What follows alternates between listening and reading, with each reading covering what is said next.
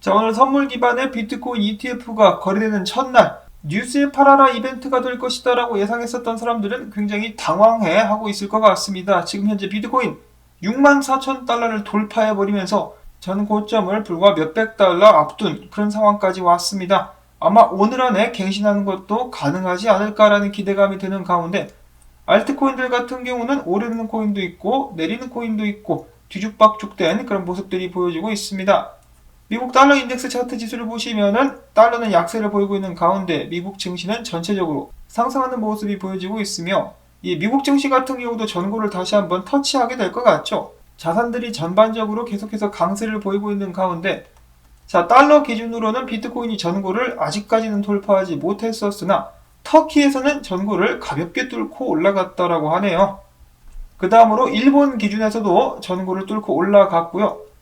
한국도 차트상은 마찬가지라고 하는데 아직까지 뉴스는 좀 조용한 상황이라고 볼 수가 있겠죠. 7,400만원을 돌파한 비트코인, 이 상황에서 달러까지 전고를 한번 다시 뚫어주게 된다면 잔치 분위기가 이어질 수 있을 것 같습니다. 불장 가즈아라고 외칠 수가 있는 그런 상황인 것이죠.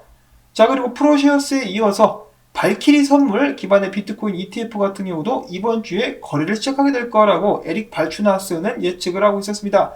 그가 예상하고 있는 날짜는 10월 20일이나 21일 정도라고 예상을 하고 있네요.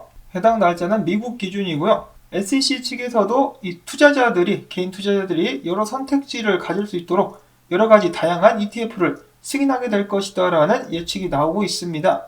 자, 그런 가운데 이 선물이 아니라 현물 기반의 ETF를 한번 밀어보자라는 움직임 계속해서 나오고 있는데요. 그레이스케일 같은 경우는 비트코인 신탁 GBTC를 ETF로 전환시키기 위해서 신청서를 작성했다라고 합니다.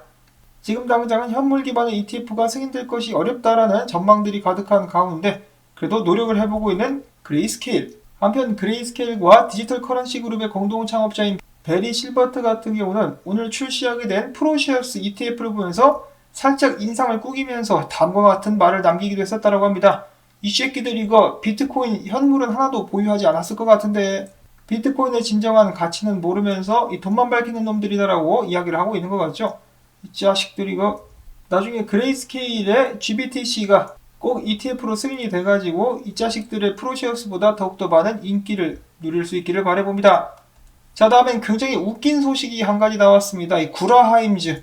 언제는 비트코인 40만 달러가 적정 가격이다라고 하면서 이빨을 열심히 털었다가 나중에는 아니다. 비트코인은 2만 달러까지 떨어질 것이다. 아니야. 내가 봤을 때 14,000달러까지도 떨어질 것이다. 거기서 나는 아가리를 크게 벌리겠어라고 이야기를 했었던 구라하임즈의 스콧 마이너드 최고 투자 책임자. 최근에 마치 어린아이가 앙탈을 부리듯이 더 이상 비트코인에 투자하지 않겠다라고 밝혔습니다. 자신이 원하는 대로 움직이지 않으니까 삐진 거죠. 삐졌어요.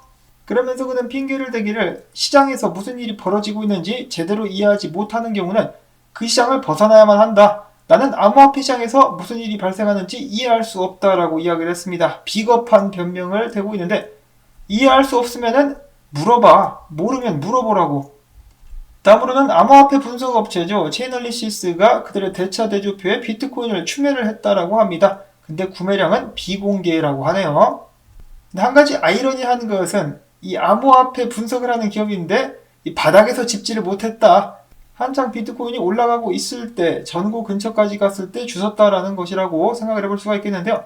자, 이처럼 분석을 하는 기업도 어디가 바닥인지는 알 수가 없습니다. 그만큼 신비하고 오묘한 비트코인의 세계라고 볼 수가 있겠죠.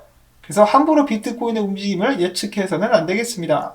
다음으로는 높아지는 비트코인 가격과 함께 더욱더 자부심이 강해진 마이클 세일러.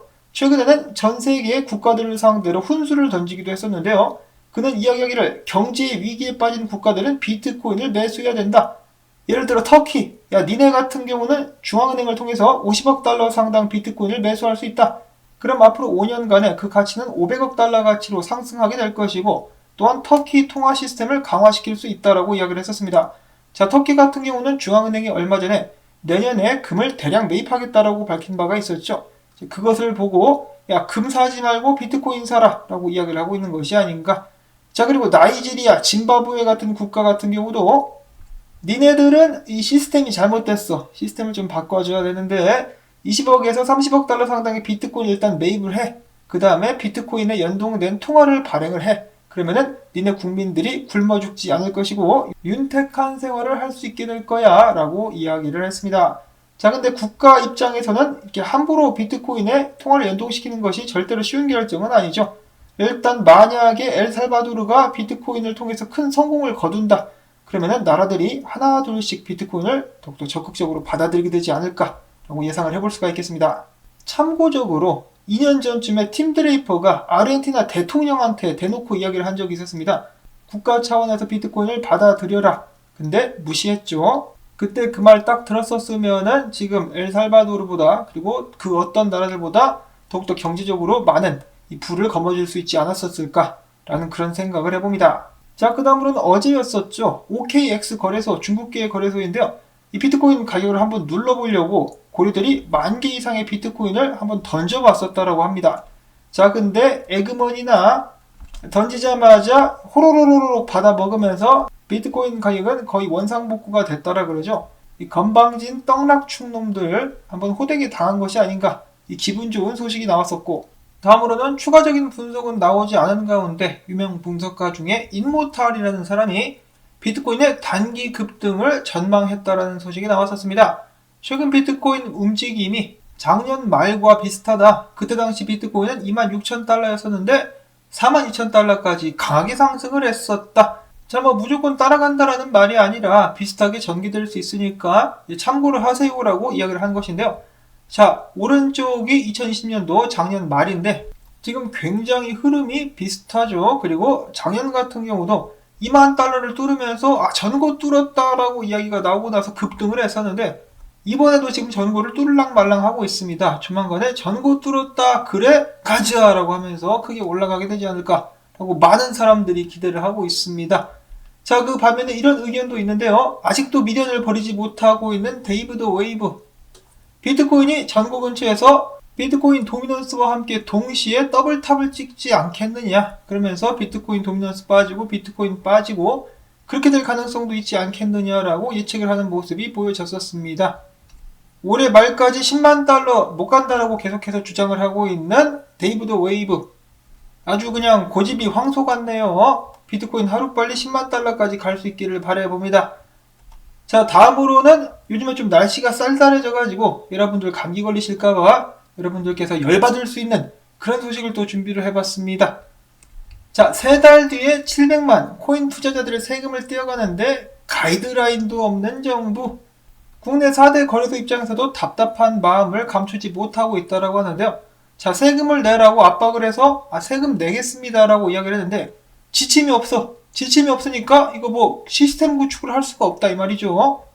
이 정말 좀 어이가 없는 그런 상황이 발생하고 있는데 그냥 돈만 내놓으라고 하고 아무런 세부적인 가이드라인이 없다라는 것입니다. 그래가지고 정부가 제도 정비도 제대로 하지 않은 채 세금만 먼저 거두려고 한다라는 비판이 다시 한번 쏟아지고 있다라고 합니다. 그래서 거래소들 입장에서도 세금 낼게, 낸다고요. 근데 어떻게 하라고 구체적으로 이야기를 해줘야 될 거 아니야. 예를 들어서 현행 기준으로는 과세를 매기는데 한계가 있어. 해외에서 송금한 코인들 같은 경우는 취득가가 파악이 안 돼가지고 세금 폭탄이 우려되는 상황인데 어떻게 좀 자세하게 이렇게 저렇게 하라고 말을 하든가, 아니면은 얼마 전에 금융위원회에서 암호화폐를 전담하겠다. 그러면은 전문가를 데려다가 업계랑 상의를 해가지고 해외 사례라든지 그런 것을 참고해가지고 세부적인 가이드라인이 나와줘야 이 거래소 입장에서도 투자자들에게 세금에 관련된 문서를 발행을 해줄 수가 있는데 그런 것이 쥐뿔도 없다 이거죠. 그러면서 그냥 무조건 돈만 내놔라고 이야기를 하고 있는 것인데 어찌 보면 전형적인 악덕 상사 마인드라고 볼 수가 있겠습니다. 김 부장 팀 데리고 이번 프레젠테이션 알아서 준비를 좀 잘 해봐 라고 해가지고 그래서 어렵게 알아서 잘 만들어 갖고 가지고 왔더니 서류를 보고 얼굴에 쫙 찌끄리면서 하는 말이 누가 이를 이따위로 하랬어. 이건 내가 바란 게 아니잖아 라고 이렇게 이야기가 나올 것만 같은 그런 상황이라는 것이죠. 그래서 거래소들은 이러지도 못하고 저러지도 못하고 혼자서 뭘 해볼 수도 없는 그런 상황. 자, 기재부 같은 경우도 최근에 발표하기를 디파이 이자 수익의 25%를 내놓으라 원천 징수 계획을 가지고 있다. 특히 이자나 배당 소득이 연 2천만 원 넘기는 사람들은 6%에서 45% 기본 세율을 적용하게 될 것이다 라고 밝혔습니다. 그냥 돈 내놔. 암호화폐? 뭐 그거 금융상품은 아니지만 내놔. 어떻게 내놓냐고? 아 몰라. 그냥 돈 내놔. 라고 이야기를 하고 있는 것이죠. 자, 과연 막바지에 부랴부랴 뭔가 대책을 내놓게 될 것인지 계속해서 일단은 기다려보는 수밖에 없겠는데 뭐 어쩌겠습니까? 힘이 없는데. 투자자들이 힘이 없는데요. 어쩔 수 없죠. 자, 그 다음엔 NBA가 첫 번째로 코인베이스와 암호화폐 스폰서십을 계약했다라는 소식이 나왔었고요. 그 다음으로는 최근에 시장조사기관 파인더가 최근 22개국 4만 1000명을 대상으로 설문조사를 진행을 했는데요. 자, 암호화폐 도입을 가장 많이 한 나라들은 어디인가? 순위를 한번 쫙 뽑아봤다라고 하는데요. 1등이 바로 나이지리아, 2등은 말레이시아, 3위는 호주, 인도네시아, 홍콩, 싱가포르, 인도 등등의 순으로 나타났다라고 합니다. 자, 이 호주 같은 경우는 성인 5명 중에 1명이 암호화폐를 보유 중이라고 나와 있는데요. 제가 봤을 때는 정부에 대한 불신이 깊어지면서 더욱더 많은 사람들이 암호화폐를 좀 사게 되지 않을까라는 생각을 해봅니다. 국내 뉴스에는 거의 나오지 않는 것 같은데 지금 호주 난리 났죠. 최근에 정말 엉망진창이 되어가고 있는 호주라고 볼 수가 있겠는데 제가 영상에서 말씀드리긴 그렇고 관심 있으신 분들은 지금 호주에 어떤 일들이 일어나고 있는지 한번 찾아보시면 되겠습니다. 자, 그 다음으로는 센티멘트가 이야기합니다. 체인링크 고래 지갑들이 지난 4개월 동안에 체인링크 공급량의 15.2%를 매집하고 있었다. 자, 체인링크 한번 펌핑 줄 것인가, 준비하고 있는 것인가 기대를 조금만 해보도록 하겠고요. 자, 다음엔 코스모스가 새로운 블록체인 플랫폼 세이건을 출시할 것이다 라고 발표했습니다. 포카닷의 쿠사마와 유사한 그런 플랫폼이 될 것이라고 하는데 설명은 여기 나와 있습니다. 제가 다 읽어드리긴 좀 힘들기 때문에 관심 있으신 분들은 한번 읽어보시면 좋을 것 같고요. 다음으로 해서는 페이스북의 지갑, 이름이 좀 기분이 나쁩니다. 노비. 안 그래도 이 노예라는 그런 단어에 대해서 그닥 좋은 감정이 느껴지지 않는 요즘인데 노비가 스테이블코인 송금 파일럿 프로그램을 시작하겠다라고 밝혔습니다. 자, 근데 페이스북의 야심찬 스테이블코인을 발행 및 이용을 하는 것이 아닙니다. 스테이블 코인은 아직 발행이 되지 않은 상황이고 아마 못할 것 같죠. 나라에서 막아가지고. 그래서 팍소스가 제공하는 스테이블 코인을 사용하게 될 것이라고 하네요. 일단 테스트는 미국과 과테말라에서 시범적으로 운영이 될 것이라고 하는데 최근에 또 이 스테이블 코인을 규제해야 된다라고 각국의 목소리가 높아지고 있기 때문에 어떤 식으로 나라들에서 이 노비와 스테이블 코인에 대해서 대응을 하게 될 것인지 지켜보도록 해야 될 것 같고요.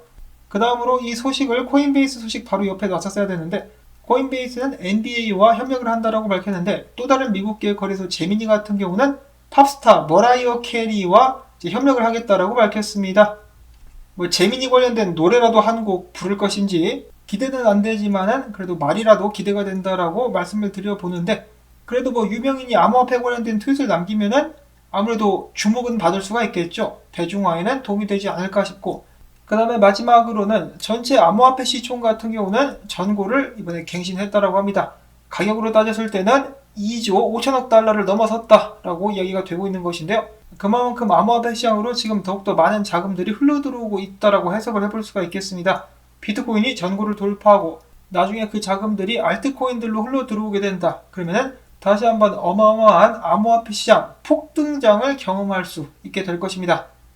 기대가 정말 많이 되죠. 지금부터 차근차근 준비하신다라면 여러분들께서도 이제 기분 좋은 성과를 거두실 수 있지 않을까라는 말씀을 전해보면서 오늘 영상은 여기서 또 마무리를 짓도록 하겠습니다. 오늘도 마찬가지로 토마토밭에 순대 배달시켜주기 광고 영상 재생 및 프리미엄 사용자분들의 좋아요를 통해서 채널 지원 부탁드리면서 저는 다음에 새로운 소식 가지고 인사를 또 드리도록 하겠습니다. 안녕히 계십시오.